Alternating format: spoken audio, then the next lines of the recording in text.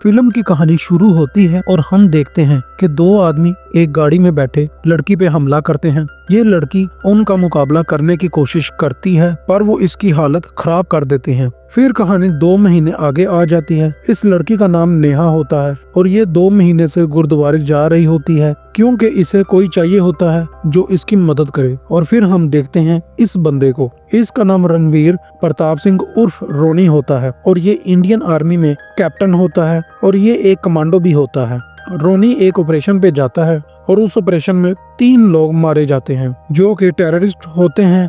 रोनी एक बागी किस्म का बंदा होता है। टेररिस्ट के इलाके में लोग रोनी को चीजें मारने के लिए तैयार होते हैं, पर दोस्तों रोनी एक टेररिस्ट को अपनी गाड़ी के आगे बांध के इस इलाके से जाता है और इस वजह से वहाँ के लोग कुछ नहीं कर पाते। और रोनी ने ये सब इसलिए किया होता है क्योंकि उन्होंने इंडिया का झंडा जलाया था। रोनी को सजा के नाम पे 25 किलोमीटर राउंड लगाने का कहा जाता है और वो राउंड लगाता है। रोनी को नेहा का वॉइस मैसेज आता है। नेहा ने 4 साल बाद रोनी को फोन किया था। रोनी अपने पास नेहा की पड़ी हुई तस्वीरें निकाल के देखता है। रोनी कर्नल रंजीत सिंह से 1 हफ्ते की छुट्टी मांगता है। रोनी ने पिछले 4 साल में कोई छुट्टी नहीं की होती और इसे छुट्टी मिल जाती है। फिर कहानी वक्त में पीछे आ जाती है। जब नेहा और रोनी कॉलेज में थे, रोनी ने जब नेहा को पहली बार देखा तो वो देखता ही रह गया। नेहा अपने पापा के पास होती है कि रोनी इसके पास आता है और इसके पापा के सामने इसे बता देता है कि ये नेहा को पसंद करता है। इसके पापा इसे सिर्फ इतना कहते हैं कि इन जैसों से दूर रहो। नेहा को रोनी की बातें अच्छी लगती हैं और वो खुद इसके पास जाके इसे अपना नंबर देती है और यहाँ शुरू होता है इनके प्यार का सिलसिला। इन दोनों को एक दूसरे से प्यार होता है। कहानी वहीं वापस आ जाती है जब रोनी छुट्टी लेकर गोवा आता है। रोनी देखता है कि नेहा की हालत ठीक नहीं है। नेहा इसे बताती है कि इसे रोनी की मदद चाहिए। ये अपनी बेटी को स्कूल लेके गई थी पर स्कूल के बाहर ही इन पे हमला हो गया और उन आदमियों ने नेहा की बेटी को किडनैप कर लिया। नेहा रोनी का हाथ पकड़ के इसकी बेटी को ढूंढने में मदद करने के लिए कहती है। दोस्तों वीडियो को लाइक जरूर करना और हमारे चैनल को सब्सक्राइब करके बेल आइकन जरूर दबाना ताकि जब भी हमारी नई वीडियो आए तो आपको उसके बारे में पता चल जाए। रोनी सोच में पड़ जाता है और वो ये करने के लिए तैयार हो जाता है। रोनी एक बंदे से गाड़ी लेने जाता है। इस बंदे को उस्मान लंगड़ा बुलाते हैं। इसे जब पता चलता है कि रोनी एक फौजी है तो ये रोनी की इज्जत करने लगता है। नेहा इसे बताती है कि इसकी बेटी के मामले में कोई भी नेहा की मदद नहीं कर रहा और नेहा का पति डिप्रेशन में है। नेहा की बेटी का नाम रिया होता है और पुलिस वाले ने इसे बताया कि 2 महीने की छानबीन के बाद कुछ न मिला। इसकी बेटी का केस बंद किया जा रहा है। ये दोनों पुलिस स्टेशन जाते हैं पर वहाँ मौजूद पुलिस वाला नेहा के साथ बदतमीजी करने की कोशिश करता है जिस वजह से रोनी उस पुलिस वाले को मारता है। वो वहाँ मौजूद पुलिस वालों की धुलाई शुरू करता है। रोनी अपना काबू खो रहा होता है कि नेहा उसे रोकती है और फिर पुलिस वाले रोनी को पकड़ लेते हैं और पुलिस वाले रोनी को बांध कर मारते हैं पर रोनी दर्द बर्दाश्त करता है। पुलिस वाले रोनी की कमर पे गोलियों का निशान देखते हैं और उन्हें पता चलता है कि रोनी आर्मी वाला है, पर फिर भी वो पुलिस वाला रोनी को छोड़ने के लिए तैयार नहीं होता। और फिर रात को DIG आता है और वो रोनी को अपने पास बुलाता है। DIG का नाम अजय शेरगिल होता है और कर्नल रंजीत इसका जानने वाला होता है। रंजीत का इसे फोन आता है। रंजीत रोनी को अगली सुबह 7 बजे बेस पे बुलाता है और DIG रोनी को छोड़ देता है। अभी रोनी उस्मान के साथ होता है और उस्मान इसे बताता है कि जब जंग दिल और दिमाग की हो तो हमेशा दिल की सुनो। और ये बात रोनी को बहुत लगती है। रोनी उस स्कूल में जाता है जहाँ पे नेहा की बेटी किडनैप हुई थी, पर उस स्कूल की प्रिंसिपल रोनी को बताती है कि 7 फरवरी को कोई किडनैपिंग नहीं हुई और ना ही नेहा की बेटी इनके स्कूल में है। रोनी स्कूल के सामने वाले घर के बंदे से इस बारे में बात करता है पर वो तो रोनी से बात करने को तैयार ही नहीं होता। रोनी नेहा से इसकी बेटी की तस्वीर मांगता है पर इसके पास अपनी बेटी की कोई तस्वीर नहीं होती सिवाय एक छोटी तस्वीर के। शेखर का भाई यहाँ आ रहा होता है और नेहा इसे जाने का कह देती है और ये शेखर का भाई होता है और ये नेहा के पास आता है। इसका नाम सनी होता है। रोनी यहाँ से जा रहा होता है पर वो दरवाजे के बाहर आ जाता है और अंदर देखने लगता है। सनी नेहा के पास आता जाता रहता है और ये बदमाश किस्म का बंदा होता है और ये नशे भी करता है। सनी के पास जाने के बाद रोनी नेहा से शेखर का नंबर और एड्रेस मांगता है। रोनी इनके पड़ोसी से नेहा की बेटी के बारे में पूछता है, पर उसके मुताबिक ये पड़ोसी एक दूसरे को ज्यादा नहीं जानते। रोनी को उसका पुराना दोस्त मिल जाता है और वो इसे एक शादी में ले जाता है और इसके बाद कहानी पीछे रोनी और नेहा के कॉलेज वाले वक्त में आ जाती है। रोनी और नेहा एक फंक्शन में डांस कर रहे होते हैं कि अचानक से नेहा के पापा इनके पास आ जाते हैं। रोनी इन्हें बताता है कि इसे नेहा से प्यार है, पर वो रोनी को थप्पड़ मारते हैं और नेहा को यहाँ से ले जाते हैं। अगले दिन नेहा इसके पास आती है और शादी करने का कहती है। ये दोनों शादी करने वाले होते हैं कि नेहा को फोन आता है और इसे पता चलता है कि इसके पापा हॉस्पिटल में हैं। नेहा के पापा को स्टेज 4 का कैंसर होता है। रोनी फोन पे होता है, पर अब नेहा फोन काट देती है। फिर कहानी वापस वही पार्टी में आ जाती है। एक आदमी नशे में होता है जो कि पुलिस वाला होता है और रोनी को उसका कार्ड और पर्स गिरा हुआ मिलता है। इसका नाम आनंद त्यागी होता है। रोनी इसका कार्ड अपने कार्ड से बदल देता है। ये उसी घर में जाता है और वहाँ के सिक्योरिटी गार्ड को वही कार्ड दिखाता है जिसमें इसने अपनी तस्वीर लगा दी होती है और ये उस घर के बाहर के सीसीटीवी कैमरा की वीडियो देखता है और जिन 3 घंटों में किडनैपिंग हुई थी उस 3 घंटे की वीडियो यहाँ होती ही नहीं और एक दिन पहले की वीडियो में सनी नजर आता है। दोस्तों, ये होता है एसीपी, लेकिन इसका हुलिया पुलिस वालों जैसा नहीं होता। इसका नाम लोहा सिंह डुल उर्फ LSD होता है। वहीं दूसरी तरफ दोस्तों, रोनी सनी के पीछे जाता है। 2 बंदे सनी से मिलकर उस्मान से जाकर मिलते हैं और ये देखता है कि उस्मान उन दोनों के साथ ड्रग्स का मामला कर रहा है। उन बंदों को रोनी का पता चल जाता है। रोनी इन्हें मारता है। रोनी इनकी पिस्तौल को इन्हीं के ऊपर रख देता है और रिया के बारे में पूछता है, पर इनको रिया के बारे में नहीं पता होता। और अब ये आता है उस्मान के पास। यहाँ पे वो 2 बंदे अपने बंदों के साथ आ जाते हैं। जाहिर है कि उन्होंने रोनी को नुकसान पहुंचाना होता है, पर उस्मान रोनी को बचा लेता है। उस्मान इसे समझाता है कि रोनी ये सब ना करे। रोनी इसे रिया का पूछता है, पर इसे रिया का नहीं पता होता। दोस्तों, वो पुलिस वाला रोनी से मिलता है और ये दोनों एक दूसरे को अपने अपने कार्ड दे देते हैं।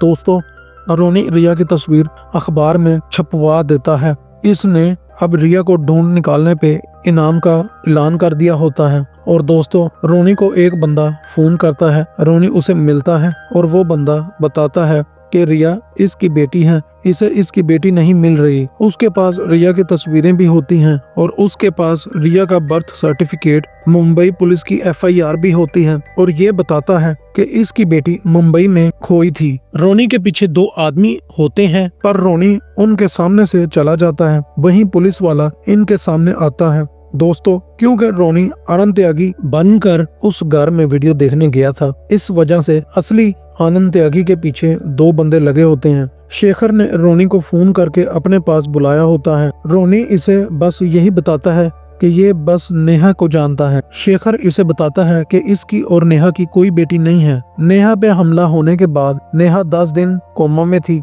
होश आने पर वो किसी बच्ची के बारे में बात करने लगी और लोगों से रिया के बारे में पूछने लगी। नेहा को PTSD हो गया। PTSD यानी कि पोस्ट ट्रॉमेटिक स्ट्रेस डिसऑर्डर। इसके मुताबिक नेहा का मिसकैरेज हुआ था और उसने अखबार में रिया के गुम होने के इश्तिहार दिए थे और इसने मान लिया कि रिया इसकी बेटी है। और क्योंकि इनकी रिया नाम की कोई बेटी नहीं है, इसलिए पुलिस ने भी छानबीन बंद कर दी। रोनी को इन बातों पे यकीन हो जाता है, क्योंकि वैसे भी इसे नेहा ठीक नहीं लग रही थी। दोस्तों, वो सिक्योरिटी गार्ड इसे फोन करता है। रोनी ने इसको पैसे दिए थे और उसमें वो किडनैपिंग वाली वीडियो निकाली होती है। रोनी वीडियो देखता है, पर उस वीडियो में इसे कोई बच्ची नजर नहीं आती। रोनी नेहा को मिलकर ये सब बताता है, पर नेहा इसे बताती है कि सब झूठ बोल रहे हैं।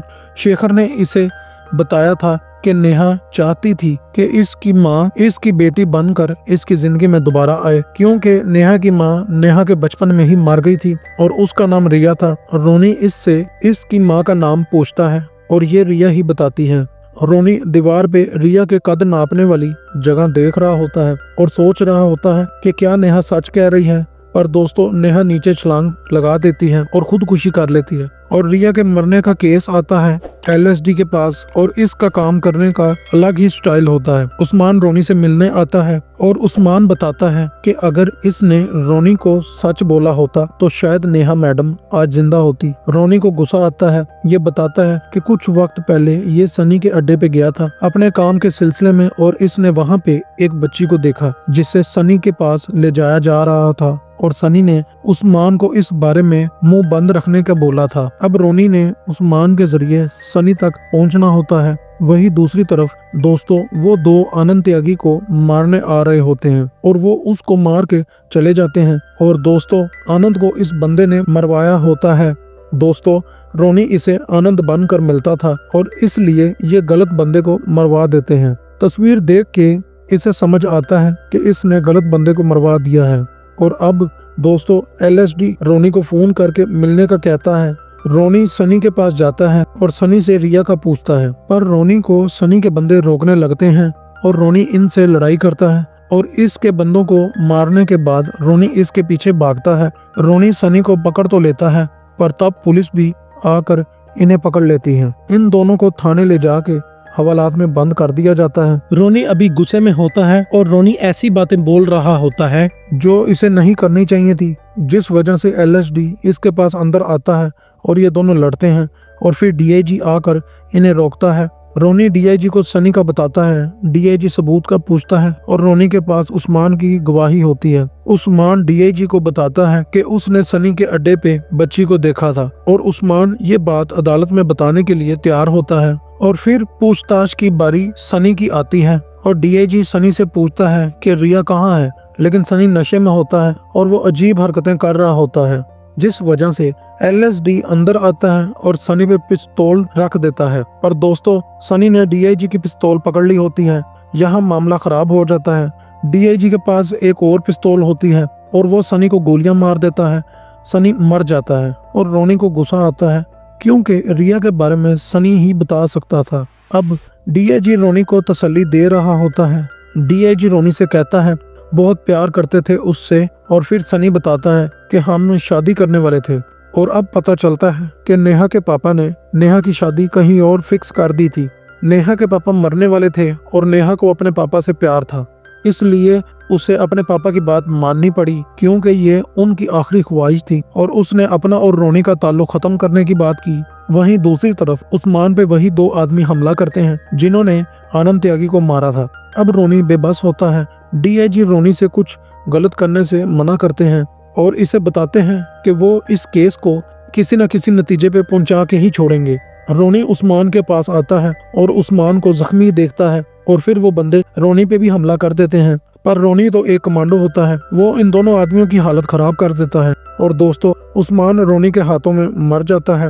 रोनी उन आदमियों में से एक आदमी के मोबाइल में अपनी तब की तस्वीर देखता है जब रोनी DIG शेरगिल के पास था और ये समझ जाता है कि इन आदमियों को शेरगिल ने ही भेजा है। रोनी इस आदमी से पूछता है कि शेरगिल कहाँ है और वो उसका पता बता देता है। दोस्तों शेरगिल 10 एकड़ के जंगल के बीच में मौजूद होता है और शेरगिल के रहने वाली जगह के आसपास बंदूकों से लैस आदमी मौजूद होते हैं। वहीं दोस्तों LSD को वीडियो देख के पता चलता है कि जब नेहा ने खुदकुशी की थी तब रोनी नेहा के पास था। अब वो रोनी के पीछे होते हैं और रोनी शेरगिल के पीछे जा रहा होता है। रास्ते में उसे पुलिस मिलती है।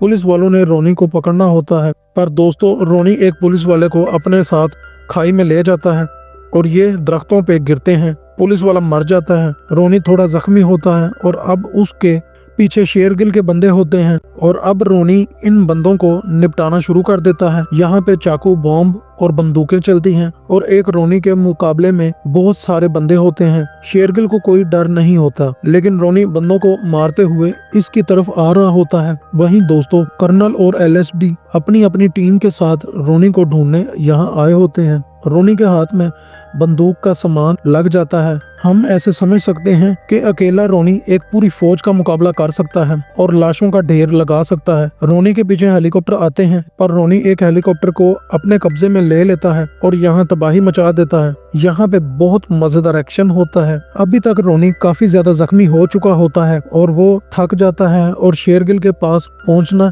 उसके लिए आसान नहीं होता और दोस्तों उसे वो बंदा भी मिल जाता है जिसने इसे बताया था कि रिया इसकी बेटी है। रोनी इसे मार देता है। शेरगिल इसे पीछे से गोली मारता है। रोनी काफी ज्यादा जख्मी होता है, इसलिए वो शेरगिल से नहीं लड़ पाता। शेरगिल गुस्से में होता है और अब शेरगिल इसे बताता है कि रिया जिंदा है और बताता है कि ये पैसे कमाना चाहता था। शेरगिल सनी के पास गया था और शेरगिल ने वहाँ रिया को देखा और फिर इसे पता चला कि ये सब शेखर ने ही करवाया है। शेरगिल ड्रग्स का काम भी करता होता है। शेरगिल का कंसाइनमेंट आने वाला था और शेखर शिपिंग कंपनी का मालिक होता है और शेखर ही उस कंसाइनमेंट को क्लियर करवा सकता था। इनके दरमियान ये बात तय हुई थी कि शेखर शेरगिल का कंसाइनमेंट क्लियर करवाएगा, जिसमें 2 महीने लगने थे और 2 महीने तक रिया शेरगिल के पास ही रहेगी। शेरगिल बताता है कि शेखर ने हमला करवाया था नेहा पे, वो तो रिया को मरवाना चाहता था। शेखर रिया की हर निशानी को मिटाना चाहता था और उसने रिया से जुड़ी हर चीज जला दी। और शेखर ने लोगों को ये बताया कि डॉक्टर्स ने बताया है कि नेहा रिया की मौत को बर्दाश्त नहीं कर पाएगी, इसलिए इस बात को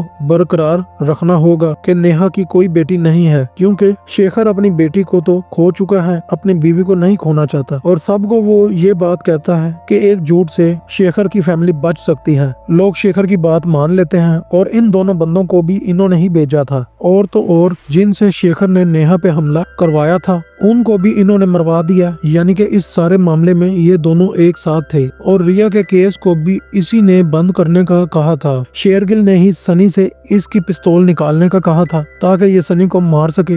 अब ये सब सुनने के बाद रोनी को गुस्सा आता है और वो शेखर पे हमला करता है। रोनी बहुत गुस्से में होता है, इसे नेहा याद आ रही होती है। शेरगिल पिस्तौल पकड़ लेता है, पर दोस्तों LSD शेखर को पीछे से गोलियां मार देता है और फिर फौजी और दूसरे पुलिस वाले आते हैं और कर्नल रोनी को संभाल लेता है। LSD ने शेरगिल की बातें सुन ली थी। रोनी को रिया नजर आती है और वो बेहोश हो जाता है। LSD शेखर से ये सब करने की वजह पूछता है और ये बताता है कि इसे डॉक्टर ने बताया था कि ये बाप नहीं बन सकता और इसे समझ आया कि रिया इसकी बेटी नहीं है, बल्कि ये किसी और की बेटी को पाल रहा है। असल में रिया नेहा और रोनी की बेटी होती है। अभी रोनी की हालत खराब होती है। रोनी अपनी बेटी रिया को देखता है, उसके पास जाता है, ये खुश होता है। रोनी इसे खुद पालने लगता है और रोनी के ख्यालों में नेहा इसके साथ ही होती है और इस तरह इस फिल्म का एंड होता है। दोस्तों, वीडियो को लाइक जरूर करना और हमारे चैनल को सब्सक्राइब करके बेल आइकन जरूर दबाना, ताकि जब भी हमारी नई वीडियो आए तो आपको उसके बारे में पता चल जाए। और अगर आपने इसी तरह की और वीडियोस को देखना है तो हमारी वीडियो में लेफ्ट या राइट जो सी मर्जी वीडियो को क्लिक कर लें और वीडियो को देखें।